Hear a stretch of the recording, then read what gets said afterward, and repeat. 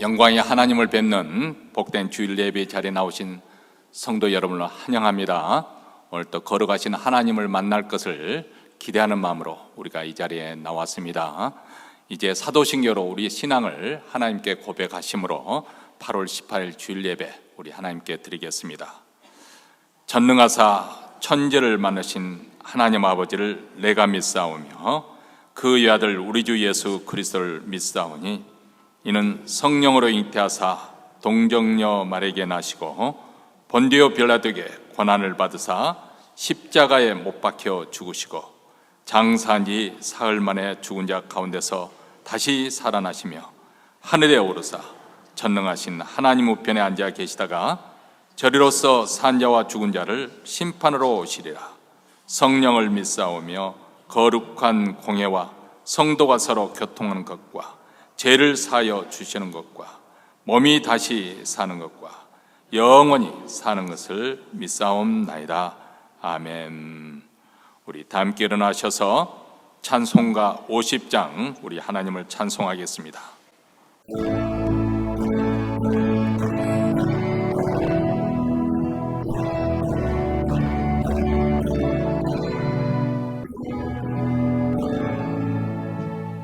큰 영화로신 주 이곳에 오셔서 이 모인 자들로 주 백성 삼으사 그 중에 항상 계시고 그 중에 항상 계시고 영광 나타내소서. 이 백성 기도와 보혜물 드리니 양내와 같으니 복받으옵소서. 주 예수 크신 복음을 주 예수 크신 복음을 만 백성 듣게 하소서. 또 우리 자손들 다 주를 기리고 더 성전돌같이 기나게 하소서. 주의 구원하신 능력을 주 구원하신 능력 슬픈 날까지 주소서. 주 믿는 만민이 참도를 지키며 옛 성도들 같이 주 찬송하다가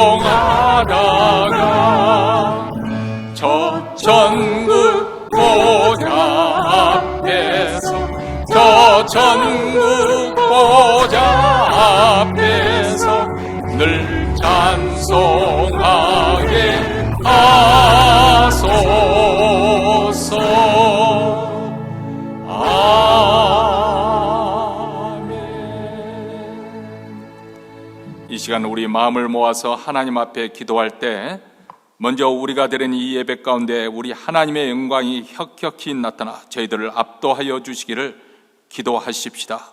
우리 교회뿐만 들어 있는 모든 교회들, 특히 한인교회 주일 예배에 우리 하나님의 영광이 나타나 하나님의 임재가 생생하게 느껴지게 하시고 하나님을 경험하게 하시고 하나님을 만난 흔적을 안고 돌아갈 수 있도록 주여 주의 영광의 빛을 우리에게 비춰 주시옵소서. 이렇게 주님의 영광을 구하는 기도를 드리십시다. 두 번째는 계속해서 우리가 참여의 기도를 드리겠습니다. 우리 하나님 앞에 우리의 불순종과 불신앙의 죄를 고백할 뿐만 아니라 우리 인생이 얼마나 비천하고 누추한지, 우리의 거짓됨과 부패함과 완악함과 강팍함과 회개치 않음과 또 거짓됨과 그리고 음란과 그리고 욕심과 탐욕, 그 모든 죄 부정한 것을 다 하나님 앞에 낱낱이 구하고 우리 주님의 사죄의 은총을 힘입는 은혜의 자리가 될 수 있도록 주님 앞에 우리 죄를 겸손하게 고백하십시다. 세 번째로는 또 우리 자신과 우리 가정에 간절히 소원하는 기도 제목, 우리 자녀를 위한 것이든지 직장이나 사업터를 위한 것이든지 우리 장래 노후를 삶을 위한 것이든지 소원을 하나님 앞에 아뢰고 또 우리 자신뿐만 아니라 우리 교우들 가운데 영적으로 또 심적으로 육체적으로 공고한 가운데 있는 자들, 병석에 누워 계신 분들, 바깥 출입이 어려운 권사님들 비롯해 여러 아픈 성도들 위해서 우리 하나님 치유와 회복의 역사가 충만하게 임하도록 위해서 이 시간 우리 마음을 연합해서 다 함께 통성으로 기도하겠습니다. 자비로우시고 은혜로우신 하나님 아버지, 오늘 또 하나님의 믿는 백성들 주일을 맞이하여 함께 모아주시고 그리스도의 피를 힘입어 은혜 보좌 앞에 나오게 하여 주시니 감사합니다. 오늘 또 예배하는 가운데 우리 하나님의 영광의 빛이 아버지 하나님 우리 심령에 비쳐 우리의 마음속에 모든 어둠을 꽂아버리고 전심으로 하나님을 얼굴을 구하며 찾고 하나님을 기대하는 마음으로 기도하기를 원하고 오늘 이 시간에 하나님의 영광을 아버지 보는 축복의 자리가 되게 하여 주시옵기를 원합니다. 우리 모두 다 하나님을 경험하게 하시고 하나님을 만나는 흔적을 안고 돌아갈 수 있도록 우리 교회뿐만 아니라 몬트리는 모든 교회들, 특별히 한인교회 주일 예배 가운데 주의 영광을 혁혁히 나타내 보여주시옵기를 간절히 원하고 기도합니다.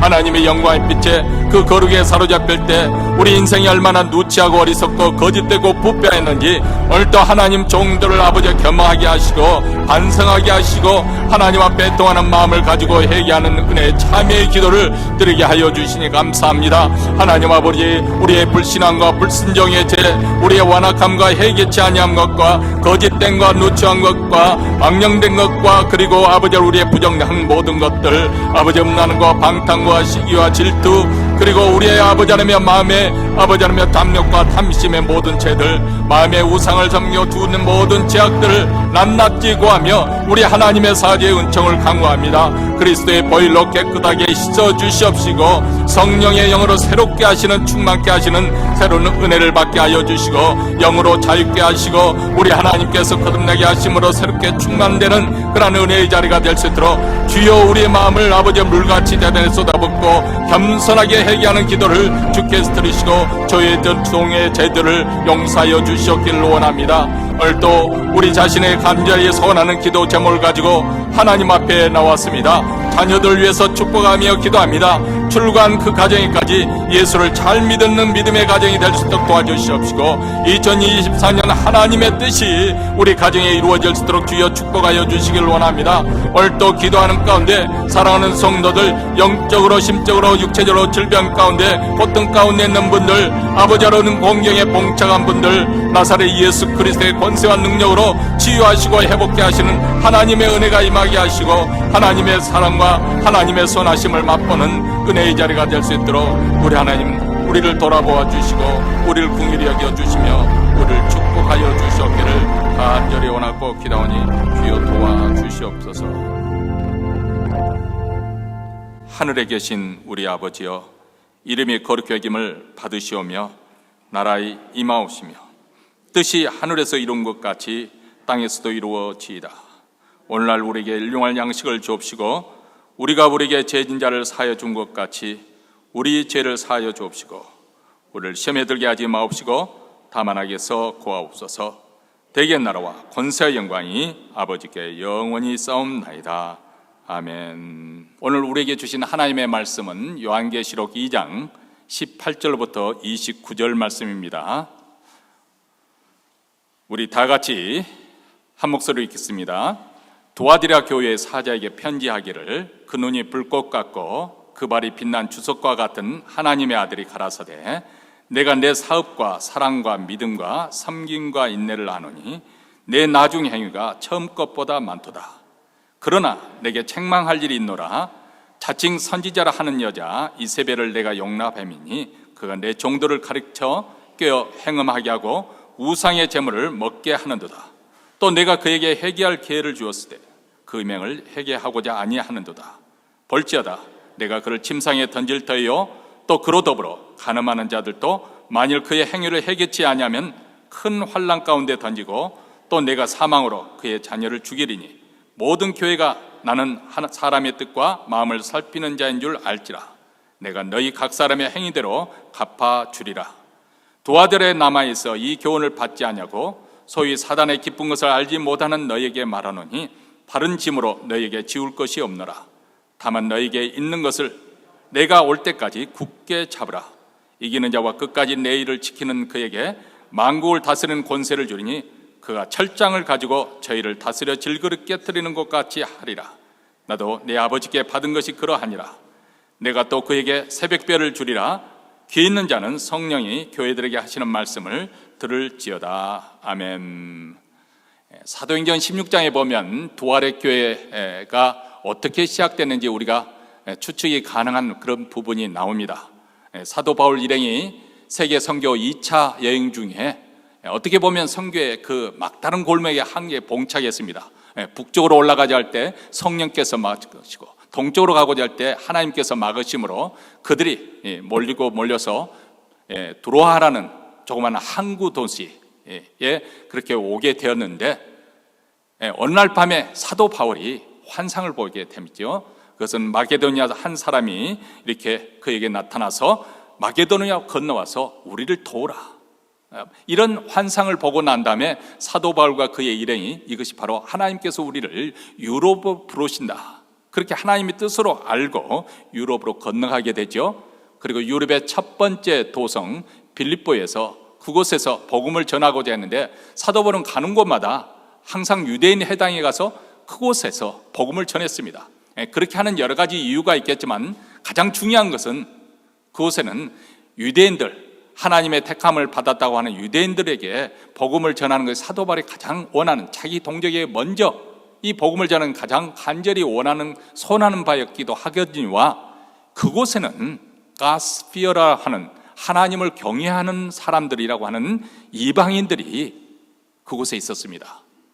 다시 말하면 이방인들이 유대인 교로 개종하지는 않았지만은 유대인들이 믿는 여호와 하나님을 그들이 알고 보니까 그들의 그 당시 시대 그 음란한 문화 속에 살던 그들에게 볼 때는 참으로 거룩한 그 하나님, 그리고 그분의 가르침, 그것에 매료가 되어서 유대교에 그렇게 회당에 출석하는 사람들이 있었는데 사도 바울이 가는 곳마다 교회가 어떻게 그렇게 신속하게 세워질 수 있는 그런 계기가 되어졌는가?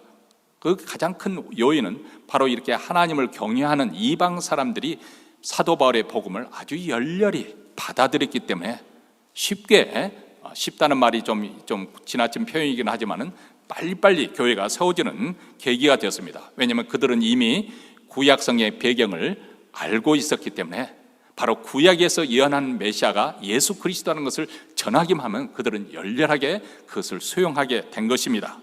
어쨌든 첫 번째 도성 빌립보에서 복음을 전하고자 했지만 그곳에 유대인 회당이 없었습니다. 유대인들은 보통 10명만 모이면 회당을 짓는다고 하는데 그 회당이 없었습니다. 그래서 안식일을 맞이해서 성 밖으로 나가서 강가에 갔는데 그곳에 아낙네들이 모여 있었습니다. 물론 그곳에서 몸도 씻고 빨래도 하고 여인들이 모이는 곳이었겠죠. 그곳에서 복음을 전하니까 두아디라 성에서 온 자주색 옷감을 장사하는 루디아라는 여성이 마음을 열고 복음을 받아들였습니다. 그래서 루디아와 그 가정이 예수를 믿게 된 것이죠. 그래서 성경학자들은 추론하기를 바로 두아디아 출신이 이 루디아가 그 가정이 최초로 복음을 믿고 이제 자기 고향으로 돌아가서 두아디라 교회를 개척했을 것으로 그렇게 추론을 하고 있습니다. 우리는 계속해서 요한계시록에 나오는 7 교회에 대한 하나님의 주님의 계시의 말씀을 공부하고 있습니다. 지난주에는 우리가 버가목 교회에 대한 주님의 주신 말씀을 들었습니다. 이 버가목 교회는 우리가 통해서 우리가 배웠던 바는 교회가 핍박을 받을 때보다도 평온할 때 신앙을 지키고 그리고 믿음에서 흔들리지 않는다는 것이 더 어려울 수가 있겠구나 하는 것을 배웠죠. 왜냐하면 환난을 잘 견뎌냈던 버가목교가 무너졌던 이유는 무엇입니까? 잘못된 가르침을 받아서 세상과 타협하고 그리고 결국 부패해버린 그것으로 인해서 주님께 책망을 받은 것이 바로 버가모 교회였습니다. 자, 그런데 이렇게 버가모 교회에 주님께서 책망을 하셨지만 오늘 주님께서 두아디아 교회에 나타난 주님의 모습을 보면 버가모 교회보다도 훨씬 더 상황이 악화된 상태가 아닌가.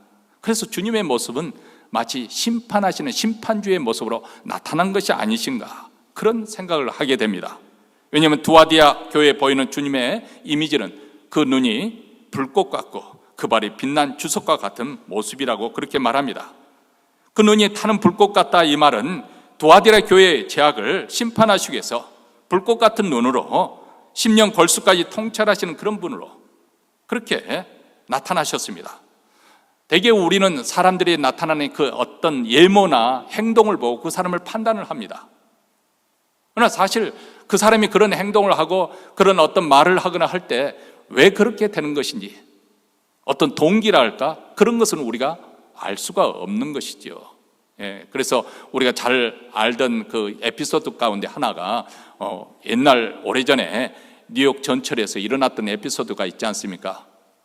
거기에 어느 그 젊은 분이 이렇게 전철에 타고 있었는데 아이들과 함께 타 있었어요. 근데 아이들이 좀 말하자면 훈련이 되어 있지 않아서 버릇이 없어가지고 아주 전철 안의 분위기를 흐트러 놓는 아주 장난이 심한 그런 상황이었습니다. 근데 이 젊은 아빠가 그것을 보면 자제를 시키고 그렇게 해야 되는데, 이 얼빠진 사람처럼 이분은 넋이 나가서 그 자녀들이 그렇게 다른 사람에게 피해를 주고 있다는 것을 의식하지 못한 채 그것을 자제를 시키지 않고 멍하니 있는 거예요. 그래서 보다 못한 어느 노 신사가 그 젊은 아빠에게 꾸짖었습니다. 아니, 지금 자녀들이 이렇게 남들에게 피해를 주면서까지 장난이 심한데 좀 자제를 시켜야 되지 않겠는가 하고 은근히 책망을 하니까 그 젊은 아빠가 하들짝 놀라면서 죄송합니다. 실은 제가 사랑하는 아내를 지금 화장하고 돌아오는 길이라서 내가 너무 상심한 나머지 내가 정신이 나갔습니다. 그렇게 말하더라는 거예요. 그러니까 그 노신사가 얼마나 미안하겠어요. 조금만 참았더라면 됐을 텐데 그 아이들의 소란함을 내가 견디지 못해서 이렇게 사랑하는 아내를 잊고 슬픔에 잠겨있는 이 사람의 마음을 이해하지 못했구나. 우리 인간이란 그렇습니다. 그런데 오늘 본문에 나타나는 주님의 모습은 타는 불꽃 같다 했어요. 불꽃 같은 눈이라는 것은 사람의 중심까지, 생각과 마음까지 다 깨트려 보실 수 있는 주님의 통찰력을 의미하죠. 사실 우리 주님은 바로 그런 분이십니다. 히브리서 4장 13절에 이렇게 말씀하지 않습니까? 지으신 것이 하나라도 그 앞에 나타나지 않음이 없고 오직 만물이 우리를 상관하시는 자의 눈앞에 벌거벗음과 같이 드러나게 된다. 온 세상 만물이 심판받을 때 온 세상 만물이 마치 벌거벗은 것처럼 다 드러나게 된다는 것입니다. 근데 바로 두아디라 교회, 바로 주님께서 그런 모습으로 나타났다는 거예요. 뿐만 아니라 그 발이 빛난 주석과 같다.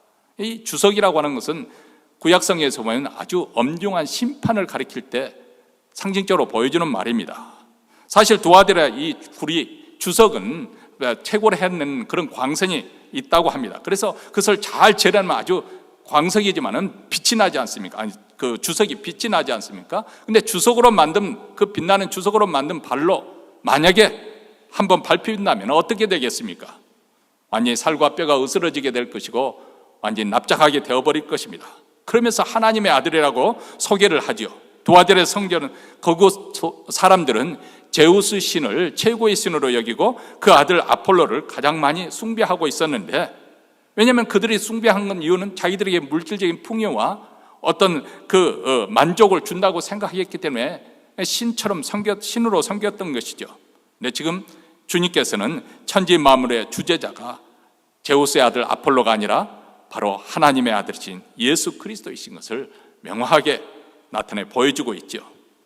왜 주님께서 이러한 모습으로 나타나셨을까? 그것은 이미 말씀드린 것처럼 버가모 교회보다도 두아디라 교회의 형편이 훨씬 더 열악한 가운데 있었기 때문에, 훨씬 더 절망적인 상황이 있었기 때문에, 버가모 교회에 나타나신 주님은 예리한 검을 가지고 정말 자르고 찌르는 것처럼 그런 모습으로 나타났지만은 그러나 여기서 보면 우리 주님은 아무 말씀도 하지 아니하시고 불꽃 같은 눈으로 가만히 지켜본다고 생각해 보세요.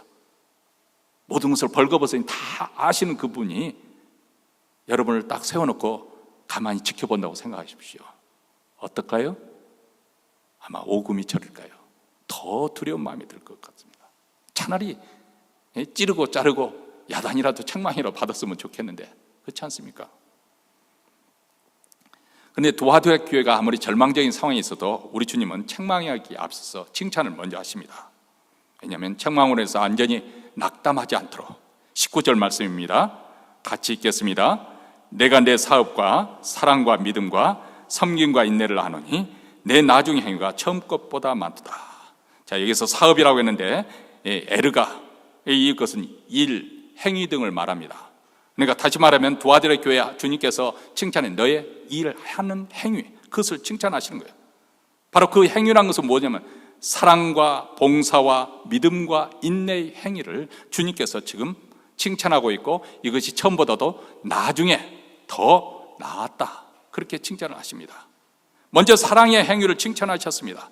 여러분 마태복음 24장이면 우리 주님이 말세의 징조에 두드러지게 나타날 것 중에 하나가 사랑이 식을 것이다, 그렇게 말하고 있습니다. 지금 그런 시대가 되어 있어요. 지금 그런 시대로 지금 치닫고 있습니다. 점점 불법이 성하게 되고 사람이 잔인해지고 잔혹하고 그 범죄하는 나타나는 그 양상도 보면 아주 잔인하게 나타나고 있지 않습니까? 근데 도아들의 교회는 이전보다도 더 이후에 더 사랑이 더 풍성하여서 주님으로부터 칭찬을 받았습니다. 그리고 믿음의 행위를 칭찬하셨죠. 복음서에 보면 우리 주님은 그렇게 주님의 말씀을 듣고 곁에서 이적과 기사를 봤음에도 불구하고 매번 그때마다 놀람으로 가득 찼음에도 불구하고 돌아서면 또 잊어버리고, 그래서 그들이 염려하고 걱정하는 것을 볼 때, 두려워하고 무서워하는 것을 볼 때 우리 주님이 그때마다 책망하시잖아요. 믿음이 적은 자들아 왜 무서워하느냐, 왜 두려워하느냐. 하나님의 아들이 바로 옆에서 너희들과 함께 하는데 왜 두려워하느냐, 그 말씀이겠죠. 반면에 로마 백부장에게 주님 구태여 우리 집에 오셔서 손을 얹어서 내 종을 낳게, 그렇게까지 않으셔도 우리 주님은 말씀만 하시면 그 모든 일이 이루어질 줄 압니다. 나도 군대에 있는 사람이니까 내 밑에 있는 사람한테 가라 그러면 갈 것이고 오라면 올 것입니다. 우리 주님 구태여 힘들게 저희 가정에 오실 것이 아니고 그저 말씀만 해 주십시오. 그러니까 우리 주님이 기이 여겼다 했어요. 하나님의 백성들이 이스라엘 백성들에게 보지 못한 그런 믿음을 로마 백부장이 보여주고 있기 때문에. 다시 한번 우리 주님께서 또 한 번 놀랐던 것이 있죠. 복음서에 바로 가나안 여인, 귀신 들린 자기 딸을 위해서 주님께 많이 간구했을 때 우리 주님이 아주 냉정하게 말씀하셨지 않습니까? 자녀의 떡을 취하여서 개들에게 주는 것이 마땅치 않다. 얼마나 인격을 모독하는 충격적인 말씀입니까? 우리 주님이 그럴 뿐이 아니신데, 근데 이 여인이 아주 겸손하게 그 말을 이렇게 받아들이되 아주 신앙적인 논리로 주님께 아뢰입니다. 맞습니다, 주님. 저는 개 같은 존재입니다. 그래도 개들도 주인의 자녀들에게 먹이를 그 땅에서 떨어지는 떡부스러기 정도는 먹을 것이 있지 않겠습니까? 그 떡부스러기 제게 조금 줄 수가 없겠습니까? 우리 주님이 감동이 되었습니다. 크도다. 이 여인의 믿음이 매우 크도다.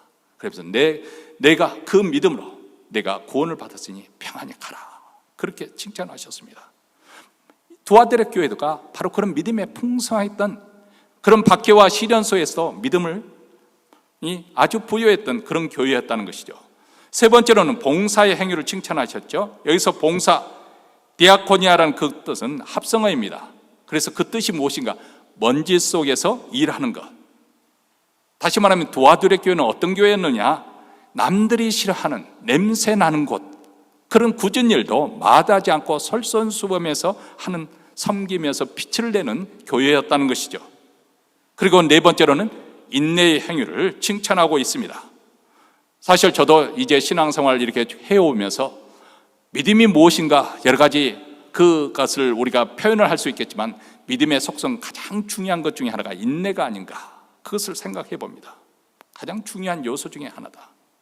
우리 주님이 오실 때까지 포기하지 않고 끝까지 내가 믿음을 지키는 거, 이 인내가 필요하다는 거예요. 핍박이 와도, 고통이 와도 그것을 감당하면서 견뎌내는 거, 인내입니다. 오래 참음입니다. 우리가 이 은혜를 받아서 영적으로 충만할 때도 자기 자리를 이탈하지 아니하고, 아니 심지어는 영적으로 침체에 빠져서 신앙의 해이가 올지라도 그래도 끝까지 버틸 수 있는 것, 인내가 아니겠습니까? 우리 주님께서 보시고자 하는 것은 내가 다시 올 때 바로 믿음을 보겠느냐, 다시 그 말씀을 돌이켜면 인내할 수 있겠느냐, 오래 참고 있겠느냐. 자, 예배석 교회는 섬김과 인내에서 두아디라 교회처럼 주님의 칭찬을 받았지만은 처음 사랑을 저버렸다고 사랑에 관해서는 책망을 받았습니다. 그런데 두아디라 교회는 사랑에 있어서 칭찬을 받았어요. 처음보다도 갈수록 사랑이 더 풍성해졌습니다. 내 나중의 행위가 처음 것보다 많다, 그렇게 말합니다. 믿음이 점점 더 강해져 갔습니다. 섬김 받기 원하기보다는 섬기는 기쁨이 있잖아요. 우리 주님이 주시는 기쁨. 섬김 대접을 받는 사람들은 항상 이래도 저래도 만족하지 않고 불평하지만은 밥이 오늘은 왜 이렇게 설지? 국이 좀 짜네, 다네. 저는 모든 거 다 잘 먹습니다. 저는 우리 교인들이 좋아하는 것 중에 하나가 입맛이 너무 좋아가지고 뭐든 줘도 다 잘 먹지 않습니까? 불평할 수 있겠어요? 제가 미국에 와서 호레비 노총각으로 오래 있었는데 남이 공짜로 해주는 거 얼마나 큰 축복인데 불평을 왜 합니까? 짜면 밥을 더 많이 먹고 싱거우면 밥을 더 적게 먹고 그렇게 내가 맞추면 되지, 그렇지 않습니까? 불평할 거 뭐 있어요? 섬김의 기쁨, 바로 두아디라 교회가 그랬습니다. 오래 참고 인내하는 교회였습니다. 이 정도 되면 정말 100점짜리 교회라고 칭찬할 만하죠. 그렇죠? 우리 주님이 칭찬하시는 거예요. 그렇다면 무슨 문제가 있었기에 책망을 하시는 것일까요? 20절입니다. 우리 다 같이 읽습니다. 그러나 내게 책망할 것이 있노라. 자칭 선지자를 하는 여자 이세벨을 내가 용납함이니 그가 내 종들을 가리켜 깨어 행음하게 하고 우상의 제물을 먹게 하는도다. 여기 보면 지난 시간에 버가모 교회도 발람의 교훈과 또 니골라당의 교훈을 쫓아서 했는데 그 교훈의 가장 핵심적인 것은 바로 헬라 철학에서 나오는 것인데요. 헬라 철학의 기본적인 흐름은 뭐냐면 이 영혼은 선한 것이고 육체는 악한 것이다. 물질은 악한 것이다. 그래서 구원이라는 개념도 이 육체에 갇혀있는, 악한 육체에 갇혀있는 것이 이 영혼이 탈피하는 것, 탈주하는 것, 그것을 구원으로 가르쳤습니다. 그러니까 사도 바울이 아덴에 가서 복음을 전할 때 사람들이 조롱하였던 그 부분이 어떤 부분이냐면 예수님이 하나님의 아들로 이 땅에 오셔서 죄를 위해서 죽으셨습니다. 거기까지는 잠잠히 듣다가 그분이 3일 만에 부활하셨습니다. 그러니까 사람들이 이 말도 안 되는 소리를 한다 하고 사람들이 듣다 못해서 사도 바울 거부를 하고 하지 않습니까? 그 이유는 뭐냐면 헬라 철학에 알 것 같으면은 이 악한 데서 감옥과 같은 육체에서 탈피하는 것이, 영원히 탈출하는 것이 구원인데 다시 그 육체와 부활해서 부활한다고 하니까, 육체의 부활이 있다고 하니까 그것은 구원이 아니라는 거예요. 믿어지지 않는 거죠. 어쨌든 이런 헬라 철학의 바탕에 의해서 많은 이단들이 나왔는데 그 중에 가장 대표적인 영지주의죠. 기독교 안에 흘러드는 영지주의. 근데 그 가르침에 의할 것 같으면 우리 영혼은 이미 구원을 받았기 때문에 육체로 죄를 지어도 영혼에 구원받는 것은 아무 영향을 주지 않는다는 거예요. 그러니까 자기 하고 싶은 대로 예전처럼 살 때 그렇게 살더라도 나는 이미 구원 받았는데, 많이 듣던 소리죠. 오늘날 그렇게 신앙생활하는 사람들이 참 많습니다. 자기는 이단인 줄 몰라요. 그게 바로 영지주의 이단이에요. 내가 예수 믿고 구원 받았으니까 어떻게 살아도 나는 천국에 갈 거야. 이게 바로 이단이죠. 예수님은 그렇게 가르치지 않았어요. 나더러 주여 주여 하는 자마다 다 천국에 갈 것이 아니라 내 아버지의 뜻대로 행하는 자라야 들어갈 것이니라. 우리가 균형을 잘 잡아야 됩니다. 믿음을 강조하는 것은 참 좋지만은 그렇다 해서 내가 믿기만 하면 무조건 구원 간다, 그것을 잘못 악용을 할 수가 있거든요. 인간이 악하기서 그렇습니다. 자, 그런데 바로 그런 가르침, 그런 배경 아래서 지금 잘못된 방향으로 신앙생활을 하고 있는 두아디라 교회에 지금 그 이세벨이라는 여자 선지자가 주의 종들을 잘못 가르쳐 끼었다 했어요. 그래서 그들로 하여금 행음하게 하고 우상의 제물을 먹게 한다. 자, 이것에 대해서 우리가 좀 이해를 돕기 위해서 그 시대의 배경을 우리가 공부할 필요가 있습니다. 이미 말씀드린 대로 두아디라 성은 자주색 옷감을 염색하는 그런 곳으로 유명한 곳이기도 하고, 또 주석 광산이 있어서 구리를 잘 재래서 로마 군인의 철모를 생산해내는 그런 산업이 번성하기도 했습니다. 면직, 모직, 그리고 빵 제조, 노예 매매, 질그름, 그런 수공업이 발달했습니다. 그런데 여기 보면 각 동일한 업종에 속한 그 조합원들끼리 이제 소위 말하는 계모임 비슷한, 그것보다 훨씬 더 결속력이 강한 그런 조합을 만들죠. 길드, 요즘으로 하면 노동조합이나 비슷합니다만은 같은 동종업끼리 서로 길드를 만듭니다. 근데 이 길드, 이 조직은 정치, 경제, 사회, 문화 모든 부분에 굉장히 큰 영향력을 발휘합니다. 그래서 그곳에 일원이 되어져야만이 그 사회에서 소위 말하면 행세를 하고 불이익을 당할 수 있는 보호가 되어지고 혜택을 누릴 수가 있어요. 필수적으로 그 조직의 일원이 되어져야 하는 것이죠. 근데 문제는 어디에 있느냐면, 이 두아디라에서 성행했던 각 조합, 그것들은 이 트림나스 신정과 아주 밀접한 관계가 있었습니다. 그 조합원들이 이제 자기들의 공동 발전을 위해서 기금을 모을 거 아니겠습니까? 그러면 이 트림나스 신전의 후원에 무슨 불교 신도 회장 뭐 그런 명함이 있잖아요. 기독교 무슨 장로회 회장, 그런 명함이 있는 것처럼 이 후원 조직이 되는 거예요. 그래서 그들이 모았던 그 갯돈 중에서 일부를 신전에 바치죠. 그리고 갯날이 되면 모임 장소가 어디냐? 그 신전에서 모여. 그래서 우상에게 바친 고기를 먹고 술을 마십니다. 그리고 분위기가 고조가 되어지면 마지막에 행하는 일이 있어요. 그것이 뭐냐? 그 신전에서 봉사하고 섬기는 여사제들과 행음을 하는 거예요. 음행을 하는 거예요. 그 당시 모든 이방 종교들은 거의 비슷하게 이런 식으로 종교 행위를 했습니다. 그 이유가 무엇이냐? 바로 여사제들이 하나님, 신이라고 존재하는 것과 이 다리를 이어주는, 그렇게 하나님과 하나가 되게 하려면은 그 여사제들과 몸을 섞어야만이 하나가 되기 때문에, 그런 의식이 그 당시 그 모든 지중해 중심에 있는 그런 이교도들에게 있었습니다. 그러니까 두아디라에 상행했던 각 조합은 이 트림나스 신녀가 밀접한 관계가 있었는데, 거기서 살아가려고 하면 이 조직에 가입이 되어야 하고, 그러면 신전에서 우상 제물을 먹고 음행에 가담하게 되어버리는 거예요. 그런 상황이기 때문에 두아디라 교회 성도들은 신자가 되는 것이 참으로 쉽지 않은, 만만치 않은 숙제를 안고 시작하는 것입니다. 먹고 살자니 조합원으로 가입을 해야 되고, 그러면 죄를 짓게 되잖아요. 우상 제물을 먹고 음행을 하게 되고, 그러면 죄를 짓지 않으려고 가입하지 않으면 그것으로 해서 불이익을 당하고. 여러분, 이것은 그 시대만 있었던 거 아니에요? 오늘 이 시대뿐만 아니라 예전 한국에서도 그것 때문에 많은 갈등과 다툼이 일어났던 거 아니겠습니까? 가령 예를 들어서 조상들에게 제사 지내는 문제로 해서 얼마나 많은 성도들이 그것으로 해서 가정에서 열애를 당하고 왕따를 당하고 매장을 당했습니까? 또 주일 성수, 아니면 음주 문제. 직장 생활하려면은 상관들과 상사들과 함께, 또 부하직이나 동료들과 함께 술자리에 가야 거기서 정보도 교환이 되고, 또 그 사람들과 관계도 좋아지고, 만약에 내가 그것에 참석하지 않으면 여러 가지 재해가 되어지니까 자연적으로 왕따를 당하게 되고, 그러면 자기의 출세에 지장이 갖게 되고.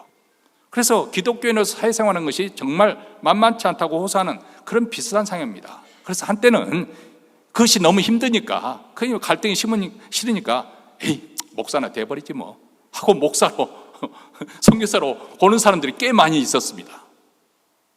원래도 꽤 많은 사람들이 이런 사회생활에 신앙인으로서 많은 힘든 그런 일을 겪을 거라고 생각합니다. 갈등을 겪을 것입니다.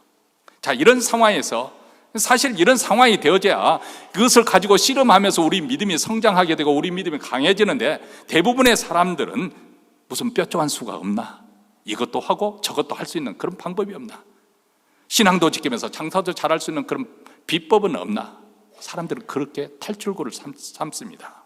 그때 자칭 해결사로 나타난 사람이 바로 자칭 선지자라고 하는 여자 이세벨입니다. 이세벨이 누구인지 그 사람에 대해서 정확하게 성경에서 알려진 바는 없습니다. 그런데 어쨌든 이 본문에 나오는 것으로 봐서는 아주 강력한 카리스마가 있어서 많은 사람들을 미혹한 것으로 보여지고, 또 더 큰 문제는 교회 종들, 교회 지도자들까지 가르쳐서 깨어서 잘못된 가르침을 주어서 그들로 하여금 행음하게 하고 우상의 제물을 먹게 하였다. 엄청난 일이 벌어진 것이죠. 여러분, 우리 장로교에서 당회가 존재하는 다른 교단은 또 다른 식으로 지도자들이 이렇게 교회를 이렇게 섬기도록 합니다만은, 당의 구실 중에 중요한 것 중에 하나가 무엇이냐면 바로 이런 이단이나 잘못된 가르침을 분별해서 쫓아내야 되는 거예요. 이게 장로의 굉장히 중요한 포지션 중에 하나입니다. 잘못된 가르침. 근데 두아디라 교회는 자칭 선지자는 이세벨을 분별해서 쫓아내지 못했습니다. 소위 말하면 그녀가 하나님으로부터 직동 계시를 받았다고 이렇게 성도들을 유혹하고 있는데 그것을 막지 못했어요. 여러분, 이런 사람들을 보면 대개의 경우에 보면 자기 집안에 기도처를 마련해냈고, 거기 가보면은 흰옷, 그런 사람들 주로 입는 옷들이 흰옷들을 주로 듣고 거룩하게 보이려고 말도 거룩하게 말하고 행동하는 것도 거룩하게 행동을 합니다. 그러고 난 다음 기도로 왔다면 보니까 하나님께서 말씀하시는데 당신은 올해 집안에 우환이 있다고 하니까 조심해야 해. 그럼 그 다음부터 우환이 생길까 봐 전전긍긍하면서 사는 거죠. 당신은 올해 하나님께서 특별히 복을 주셨는데 남쪽으로 가면 땅이 있는데 땅 무조건 사. 신주 딴지 못 쳤던 그 말을 한마디 가지고. 여러분, 이런 말을 한 사람이 있으면 100% 가짜 선지자입니다. 절대로 그런 사람 가까이 하면 안 돼요. 성령 하나님이 우리에게 주시는 감동, 그런 말씀은 그런 것을 말하지 않습니다. 어느 쪽으로 가면 돈 벌 수 있어, 어떻게 하면 병을 나을 수 있어, 절대로 그런 말씀 하지 않어요. 우리 하나님이 하시는 말씀은 아무개야, 내가 너를 사랑한다. 너는 두려워하지 말라. 너는 염려하지 마라. 너는 하나님의 자녀니까 내가 책임지 마. 성령께서는 그런 감동을 주시지, 남쪽으로 가면 재앙을 피하고 어떻게 하면 복을 받고, 그것은 다 가짜입니다. 그런데 대개의 경우에 그런 소리 들으면 한 가지라도 이루어지면은, 평소에 다른 것도 많이 이루어지는데 그거 하나 이루어지면 아주 신통방통하다고 그냥 막 팔짝팔짝하면서 소위 말하는 간증을 하죠. 아무개가 안수기도 해줬는데 병이 나왔어. 아무개가 어떻게 말해줬네, 연기도 했는데 그 정확히 들어맞아서. 그런데 이렇게 맞고 틀리고, 그것보다 가장 큰 문제가 무엇이냐?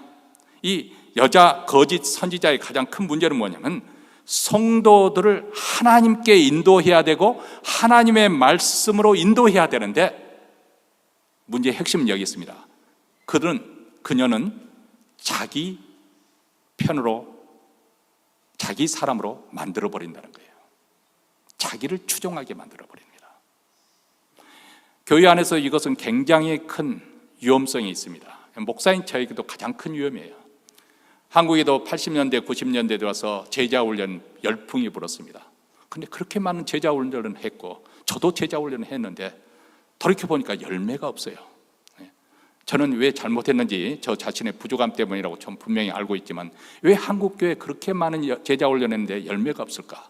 왜 한국 사회는 변화되지 않고 더 부패가 심해졌을까? 기독교인들이 많아질수록 한국 사회가 더 부패해져 가고 있잖아요. 가만히 보니까 제자훈련이 많은 경우에 자기 교회 부흥시키는데 목사 말을 잘 듣는, 순종하는 성도들을 만들기는, 그런데 목적이 있었기 때문에, 그게 불순한 동기이기 때문에 실패한 것이 아닌가, 그런 생각을 해봅니다. 정말 철저하게 제자훈련이 되어서 주님의 음성을 듣고 주님의 말씀대로 순종하는 사람을 만들어야 되는데, 목사 말을 잘 듣는 사람들, 목사 지지하고 추종하는 사람들, 저는 그 부분에서 100% 깨끗하다고 양심적으로 말할 수는 없겠지만은, 그래도 비교적 제가 목회하면서 제 편을 만들거나 저를 추종하게 만들려고 시도를 해본 적이 없습니다. 그것은 하나님께서 아실 거예요. 적어도 그 사람이 하나님의 사람으로 서도록 제가 도와주는 역할, 그런 구실을 하려고 노력했지, 목사 편이 되어서 목사를 지지해주고 그래서 목회를 쉽게 하려고 그런 적은 없어요. 물론 또 가깝게 말이 서로 이제 의견이 맞고 그러면 같이 가깝게 지내는 경우도 있었죠. 그렇다고 해서 내가 이분이 사회적으로 저명한 사람, 그런 분도 계셨어요. 그렇다고 해서 내가 그분을 추종하고 그분을 쫓아간 거 아니에요. 뭐 그분이 좋은 올바른 소리, 교회에 유익된 것을 하면 제가 듣지만은, 그러나 하나님께서 이 교회를 저로 책임자로 맡겨주셨으니까 하나님께서 인도하시는 대로 이 교회를 이끌려고 하려고 했지, 어떤 뭐 유명한 사람들에게 뭐 인정받고 그 사람들을 추정하고, 그때 한때 사람들은 그렇게 말하더라고요. 누구에게 휘둘린다고 그런 말도 들었어요, 제가. 근데 또 그분은 또 저보고, 아니 교회 리더십이 없어서 제대로 그것도 처리 못한다고 그렇게 또 말씀하시고 그러더라고요. 사람들이 보는 각도에 따라서 이렇게도 말하고 저렇게도 말하는 것 같아요. 근데 문제는 한번 이런 사람에게 사로잡히면, 추종하기 시작하면 목사의 권유도 안 듣고 하나님의 말씀도 안 듣는다는 데 문제가 있습니다. 말씀을 붙들고 순종하려고 씨름하는 그런 것을 하지 않습니다. 심지어는 착실하게 신앙생활하는 것을 아주 얕봅니다. 문제가 생길 때마다 자기 자신이 기도해야 되는데 그 사람을 찾아가는 거죠. 그래서 안수 기도해달라고 머리를 염입니다. 그녀가 시킨 대로 하는 거예요. 하나부터 10까지. 그래서 점점 그 여자 선지자에게 의존하게 만드는, 그 사람을 추종하는 사람에게 의존. 이것은 어떻게 하면 좋겠으면 늘상 묻는 거예요. 그 사람을 통해서 이렇게 하면 저렇게 하고 저렇게 하면 저렇게 하는 거예요. 성령의 사람은 그렇지 않습니다. 하나님의 말씀과 성령에 의해서 우리 지각과 이성을 훈련받고 우리가 독립적으로 내 양심에 따라서 하나님이 원하신 바가 무엇인가, 그것을 추종하면서 그것에 순종하면서 살아가는 사람이 성령의 사람이에요.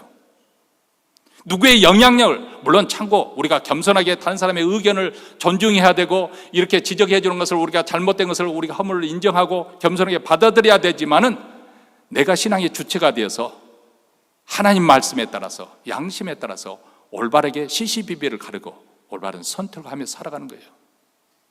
그런데 다른 사람이 다 판단해주고 선택해주고, 그리고 그런 사람한테 또 기도받으러 머리를 내밀고, 이런 사람들은 시중 팔고, 만약에 옆에 거짓 선지자가 있다면 다 무너지게 되어 있습니다. 다 빠져들게 되어 있습니다. 심지어는 비윤리적인 일도 서슴지 않고 지시하는 대로 하지 않습니까? 그게 이단의 전형적인 형태입니다. 여러분, 이단에 빠진 사람들만 특별히 애라고 생각하지 마세요. 우리 가운데도 얼마든지 이단이 옆에 있으면 빠질 수 있는 사람들 많이 있습니다. 주님께서는 이 여자를 가서 이세벨이라고 하는데, 이세벨이라는 이름은 이스라엘 역사에서, 구약에서 특별히 가장 저주스러운 그런 이름입니다. 이 여자는 시돈왕 제사장의 옛 바알의 딸로서 북이스라엘 왕 아합의 왕이 되었는데, 그 이스라엘 왕국을 바알 우상 천주로 만들었습니다. 아주 열렬한 바알 숭배자이고 전도사였습니다. 하나님의 종들을 죽이고 바알 선지자들 집중 육성을 했습니다. 선량한 나봇 포도원을 빼앗고자 유언별 날조에서 그를 돌로 쳐 죽여도 눈 하나 깜짝하지 않는 그런 여자였습니다. 두 아들의 교회 성도들이 왜 이 여자에게 넘어갔는가? 24절에 보니까 사단의 깊은 것이라는, 그래서 성경학자들의 그 추론에 의할 것 같으면, 혹시 소위 말하자면 하나님으로 내가 직접 계시를 받았는데 이 사단에 대한 무슨 특별한 그 진리, 교훈을 내가 알고 있다, 비밀을 알고 있다. 이게 바로 영지주의자들이 대개 하는 행태인데요. 이 사단에 관한 비밀 진리를 내가 가지고 있다. 그래서 내가 너에게 특별히 전수해 주마, 가르쳐 주마. 거기에 술깨다고 넘어가는 거예요. 어떤 사람들이 이런 이단과 이런 거짓 선지자, 거짓 가르침에 잘 속아 넘어갈까? 제가 왜 이 부분을 강조를 많이 하면, 앞으로 갈수록 시대가 악하기 때문에, 영적으로 대단한 혼란한 시대에 우리가 살고 있기 때문에, 지금 별별 일들이 세상에 다 일어났습니다. 천재지변도 어느 때보다 더 빈번하게, 더 크게 나타나고 있고요. 이상한 현상이 있어요. 얼마 전에는 젊은이 청소년들이 막 우상, 아이돌이라고 하는 사람을 추정하고 거의 예배하다시피 하잖아요. 그들 하는 행동 보면 예배예요. 신적인 존재자잖아요. 뭐 자기들 돈 모아가지고 몇 억짜리 되는 광고도 하고 뭐 선물도 사주고 뭐 엄청난 숭배자들입니다. 저는 그것이 청소년들에게만 일어나죠. 요즘 정치들을 보면 아주 광적으로 자기가 지지하는 후보자를 지지하는 사람들이 있어요. 미쳤잖아요. 잘못된 것은 잘못됐다고 지적을 해야 되고, 옳은 것은 잘한다고 칭찬을 해야 되는데 무조건 지지하는 거예요. 무조건. 그러니까 영적으로 아주 혼란한 시대에 살고 있습니다. 앞으로 거짓 선지자들 더 많이 출연을 하게 될 거예요. 왜 이런 사람들이 되게 넘어가는 것인가? 평소에 말씀과 기도 생활을 하지 않는 사람들, 그냥 날라리 신앙생활을 하는 사람들, 그 중에서 특별히 종교적인 허영심까지 있는 사람들이 이단에 넘어갑니다. 단숨에 내가 어떤 영적 수준에 올라서서 내가 이렇게 신령한 사람이다, 내가 이렇게 믿음이 좋은 사람이다, 그것을 과시하려고 하는 그런 영적 허영심이 강한 사람들, 어떤 비법이나 방법을 통해서 단번에 어떤 신령한 체험을 하려고 하는 사람들, 이런 사람들은 100% 넘어갑니다. 다시 말하면 성경적인 진리 가운데 우리가 뿌리가 깊어해서 정말 평소에도 우리 인생의 부족함을 인정하고 허물을 고백하고 자복하며 성실하게 말씀과 기도 생활을 통해 차곡차곡 신앙이 깊어져 가야 되는데, 어느 날 하룻밤 사이에 밤새도록 기도해가지고 어떤 체험을, 항울경에 빠지고 그런 체험을 했다는 것을 앞세워 주장하고 싶어하는 사람들이 다 이단에 넘어가고 거짓 선지자에 넘어갑니다. 평소에 회개 생활도 하지 않기 때문에 가슴이 늘 답답하고 재미도 없고 힘들고, 뭔가 재밌는 거 없나? 더 열심히 하나님 말씀을 묵상하고 공부하면 될 텐데 뭐 신앙생활 해도 뭐 별로 달라진 것도 없고, 그리고 별로 회개 생활도 하지 않고 기쁨이 없고, 봉사가 부담스럽고, 교회에 대해서 불만이 많고, 주로 이런 사람들이 이세벨의 교훈에 넘어가는 것이죠. 21절에 보니까 우리 주님께서 여러 번 회개할 기회를 주셨다고 말씀하셨어요. 그런데 그 말을 듣지 않으니까 22절과 23절에 보면, 볼지어다 내가 그를 침상에 던질 터이요 또 그와 더불어 가문한 만찰도 만일 그의 행위를 회개하지 않으면 큰 환난 가운데 던지고, 또 내가 사망으로 그의 자녀를 죽이리니 모든 교회가 나는 사람의 뜻과 마음을 살피는 자인 줄 알지라. 내가 너희 각 사람의 행위대로 갚아주리라. 여기서 침상에 던지겠다는 것은 심각한 질병에 걸린다거나 그래서 일어나지 못한 그런 상황이 된다거나 큰 환난에 처하게 하겠다는 거예요.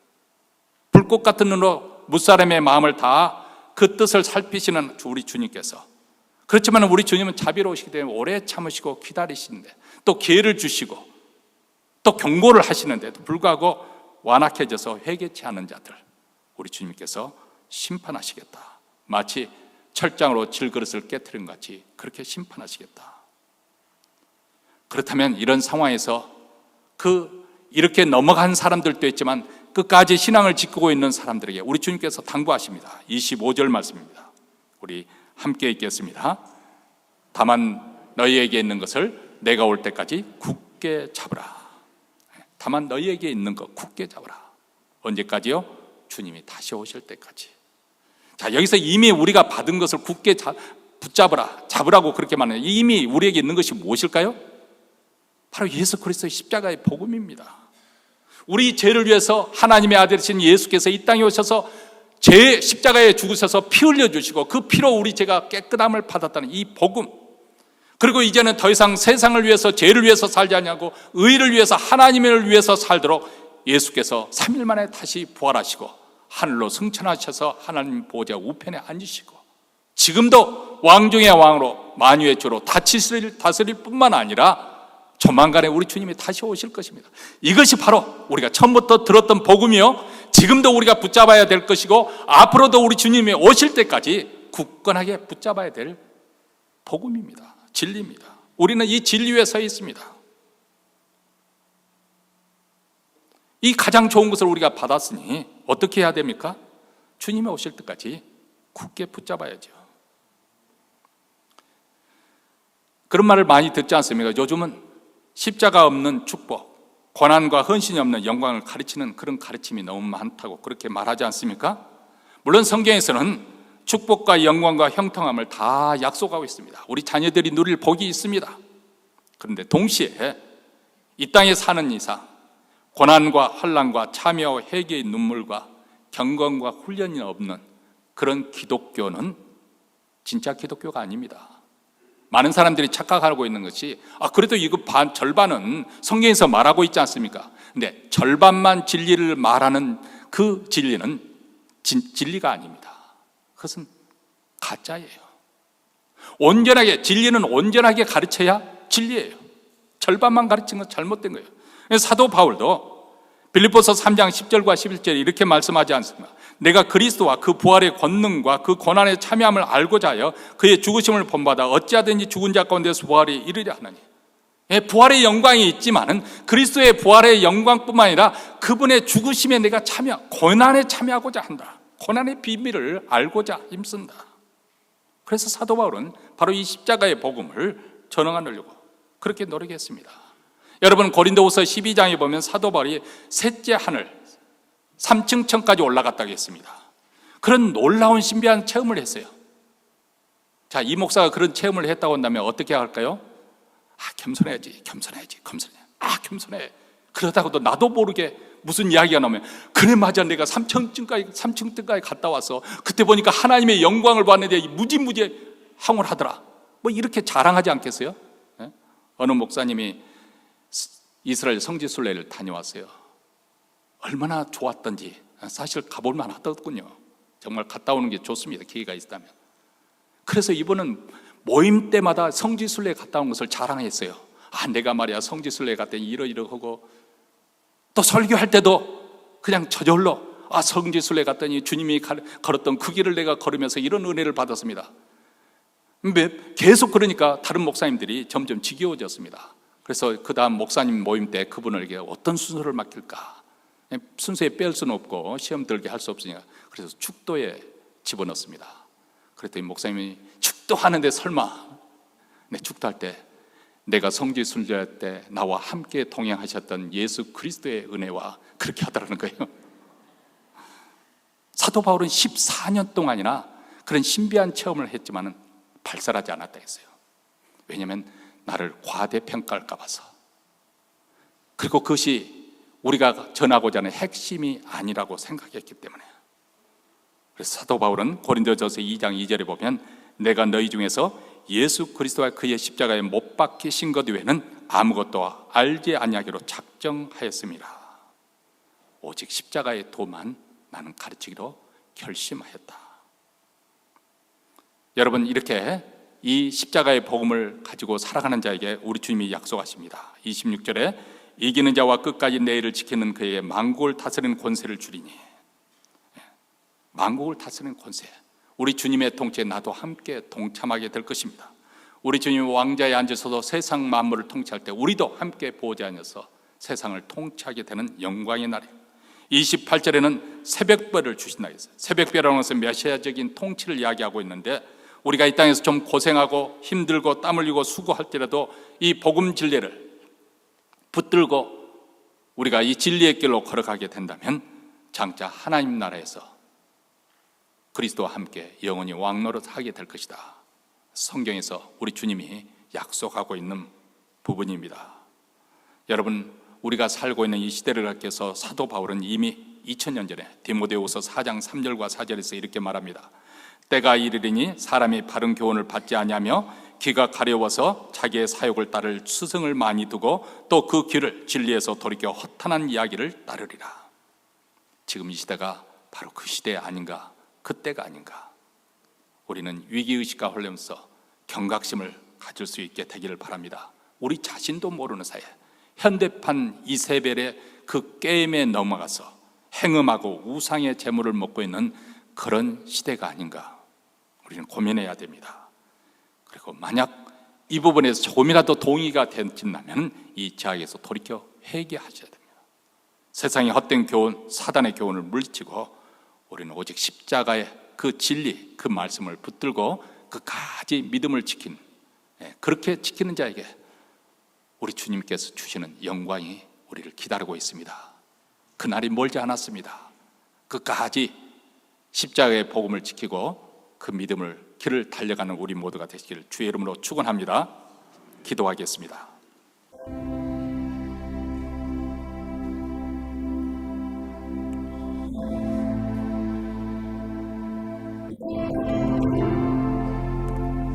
하나님 아버지, 오늘 이 시대는 그 어느 때보다도 기술 문명이 발달하고 편리하고 세상 재미가 극대화되는 그런 세상에 우리가 살고 있지만은 영적으로 볼 때는 가장 암흑의 때요, 사간 시대입니다.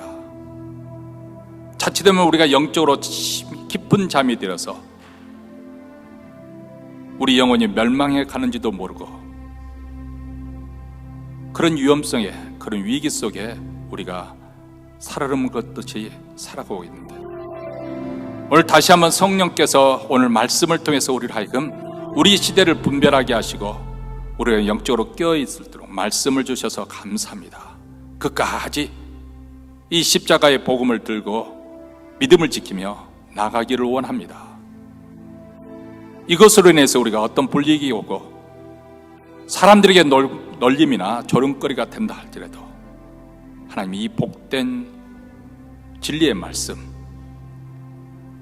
우리 하나님의 아들이신 예수 그리스도의 그 복음을 끝까지 우리 마음에 간직하며 그 복음으로 믿음으로 살기를 원합니다. 성령께서 우리 영혼, 우리 양심을 일깨워 주시옵시고 잠들지 않게 하시고 주를 향한 열심과 열정이 다시금 불꽃처럼 살아나게 하시고 이전보다 더 하나님을 뜨겁게 사랑하는 우리 하나님의 백성이 되게 하옵소서.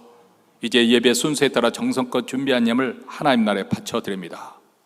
우리에게 이 복된 소식이 이방인 선교사님을 통해서 전해지게 한 것처럼 오늘 또 이 땅에 복음을 드려야 할 많은 사람들, 땅끝까지 이 복음이 전파되는데 도구가 되게 하시고 특별히 북한 동포에까지 이 소망의 소식이 전파되게 하옵소서. 우리 구주 예수 그리스도의 이름으로 기도합나이다. 아멘. 우리 다 함께 일어나셔서 마지막 찬양 주님 다시 오실 때까지 가사의 의미를 생각하시면서 결단한 마음으로 부르시겠습니다.